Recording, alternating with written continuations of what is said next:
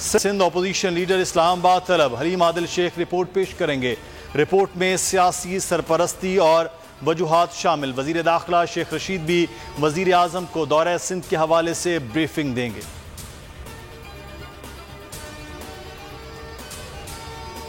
شکارپور، کندکوٹ اور کشمور میں ڈاکوں کے خلاف گرینڈ آپریشن کی تیاریاں آخری مراحل میں۔ کچے کے علاقے میں سیکیورٹی سخت، چوکیاں قائم، بھاری اسلحہ اور بختر بند گاڑیاں پہنچا دی گئیں۔ پولیس نے تمام اضلاع کے سرحدی علاقوں کو سیل کرنا شروع کر دیا۔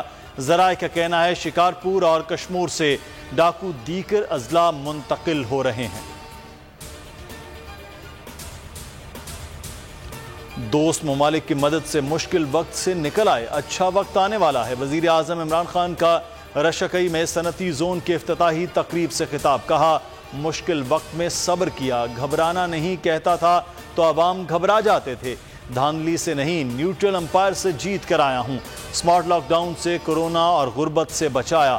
لاک ڈاؤن لگاتے تو بھارت جیسی صورتحال ہوتی۔ پی ڈی ایم جو بھی کرے، عمران خان تن کے 5 سال مکمل کریں گے۔ شیخ رشید کی راولپنڈی میں میڈیا سے گفتگو۔ کہا چودھری نثار جانے، اس کے کام جانے، نالا لئی منصوبہ مکمل ہوا تو ریٹائر ہو جاؤں گا۔